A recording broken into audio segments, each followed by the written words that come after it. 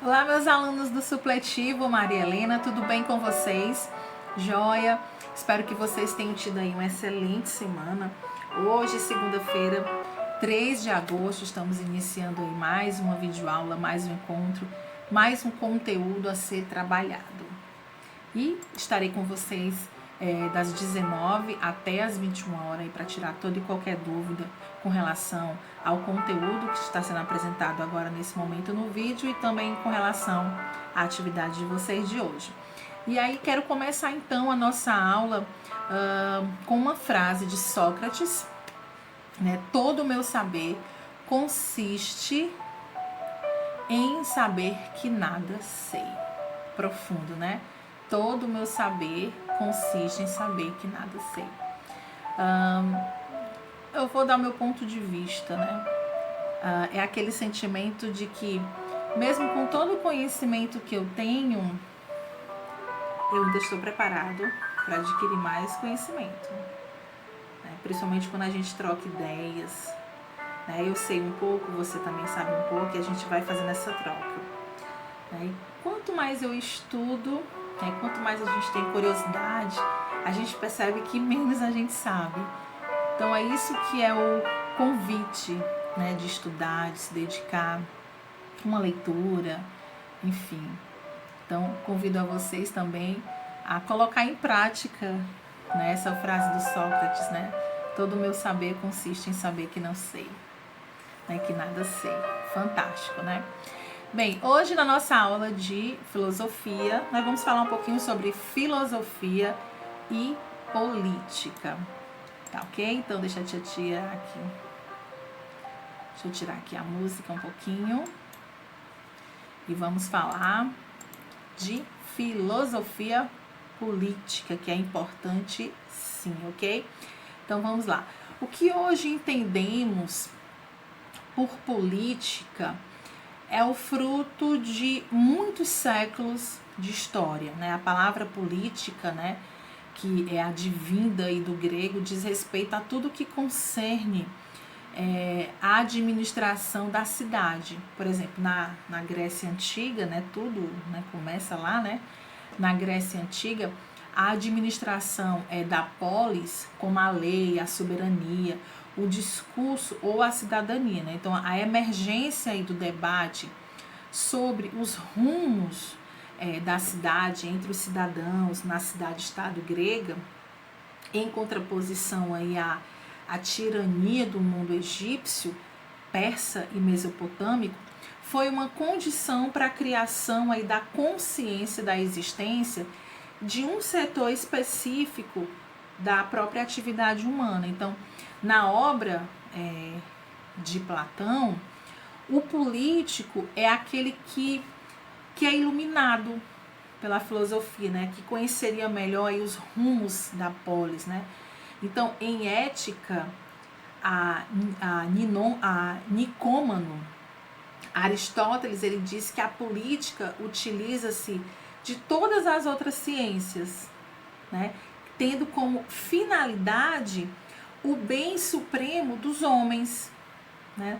Nota-se que assim que na Grécia Antiga emerge aí a noção do que existe, de que existe um bem comum. Né? Então, o mundo romano, né, diferentemente do grego, nunca foi democrático. O filósofo romano Cícero disse que o bom governante é como um tutor, né, que zela aí pelos interesses de seus pupilos, né, do que pelos seus próprios. Olha aí a ideia, né? É totalmente diferente do que a gente vê hoje diante dos nossos governantes, né? Eles não pensam no povo, pensam mais em si. Mas o pensamento do filósofo é que o principal interesse do governante é zelar pelos seus pupilos do que pelos seus próprios interesses, que é o que a gente não vê, né, na nossa realidade. Então, o Estado romano, seja em sua forma republicana, seja em sua forma imperial, atuava como um administrador que, mediante ali o direito romano, garantia o bem comum. Então, na Idade Média, a discussão política concentra-se no debate entre o poder temporal, o poder dos reis, né, e o poder espiritual, o poder da Igreja Católica, claro, né? Então, Santo Tomás de Aquino, por exemplo, ele admitia sim a superioridade das leis espirituais sobre as ações mundanas, né? Com o advento da modernidade e a ascensão aí dos estados absolutistas, e esse tema a gente vai estar vendo na outra aula, para que vocês possam entender por que eu estou falando sobre o advento e a modernidade, né? Porque vai estar dentro do conteúdo de vocês de filosofia. O debate político, ele ganha novos contornos, né? Nicolau Maquiavel, ele admite sim a existência de duas éticas. Por um lado, uma ética política, que admite ser às vezes inevitável o uso de mentiras e máscaras para manter.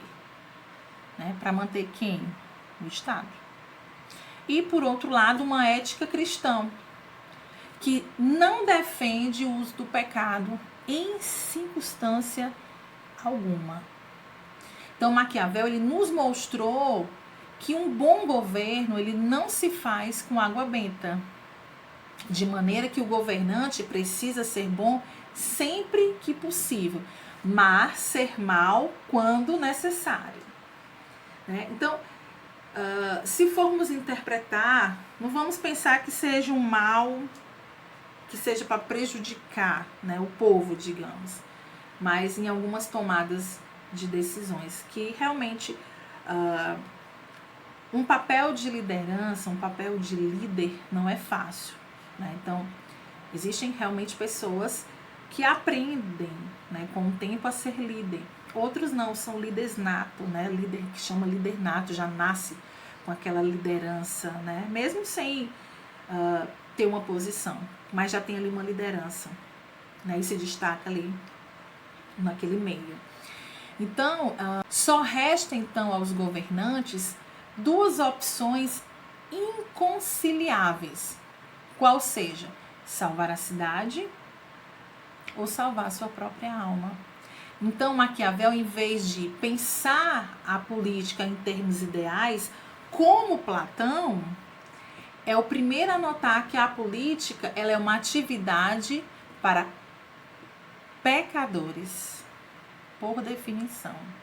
Eu acho esse conteúdo fantástico, porque ele faz realmente a gente pensar, né? Então, ao redefinir a política, né, Maquiavel ele fundou então um pensamento político chamado de político moderno. Mas foi Thomas Hobbes, né, que um defensor aí do absolutismo, que rompeu com a maneira grego-romana de pensar a política, né? Então, o filósofo inglês, apesar de defender o autoritarismo, ele deu uma enorme contribuição, né, ao pensamento liberal, pois ele pensou na política a partir de conceitos como liberdades individuais, estado de natureza, o contrato social e a sua representatividade. Então, para Hobbes, só o Estado absolutista ele poderia salvaguardar as liberdades individuais. Já John Locke, né, que foi criticando aí Hobbes, mas utilizando aí um vocabulário que o absolutista inglês havia introduzido em sua época e defende um Estado liberal que seja guardião dos direitos naturais, né?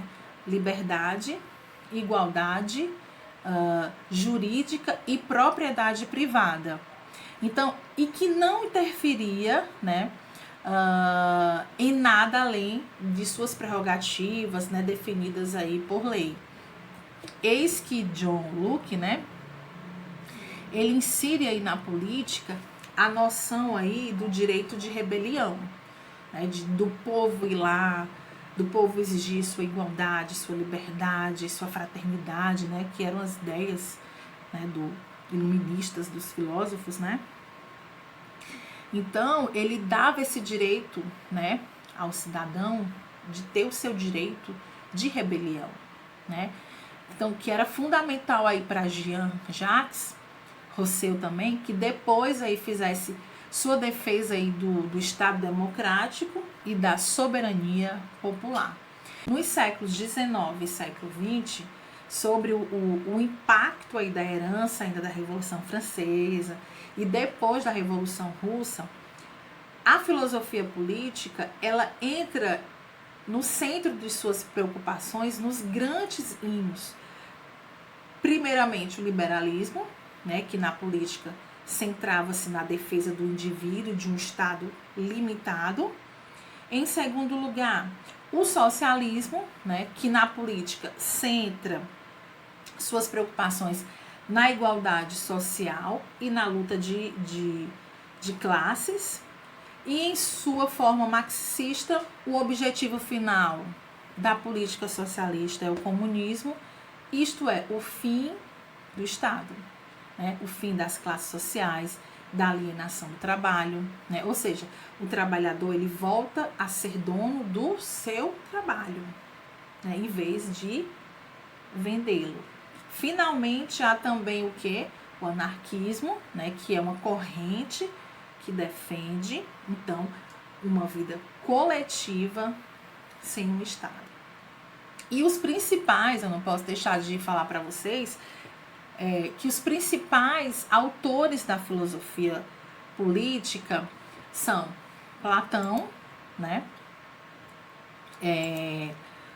Aristóteles, Santos Tomás de Aquino, Nicolau Maquiavel também, Thomas Hobbes, Voltaire, né? Rousseau também, né? Jean-Jacques Rousseau, entre outros também o John Locke, que eu citei no texto, Karl Marx, né? Então não posso deixar de falar de Karl Marx. Então, são aí alguns, né, dos idealizadores, aí, alguns dos principais autores da filosofia política, ok? Bem, meus alunos, estamos então encerrando a nossa aula de hoje. Eu vou estar colocando, então, divulgando lá no grupo a atividade do dia, e eu vou estar com vocês lá, como eu expliquei, online com vocês das 19 até as 21, para tirar toda e qualquer dúvida que possa surgir com relação à atividade, ok? E se ocorrer alguma dúvida durante a semana, podem se comunicar lá no privado, sem problema algum, ok? Bem, eu desejo para vocês, então, um excelente final de noite, que tenhamos aí uma semana bem produtiva, ok? Um abraço bem forte para vocês, fiquem com Deus e até a próxima aula, se Deus quiser.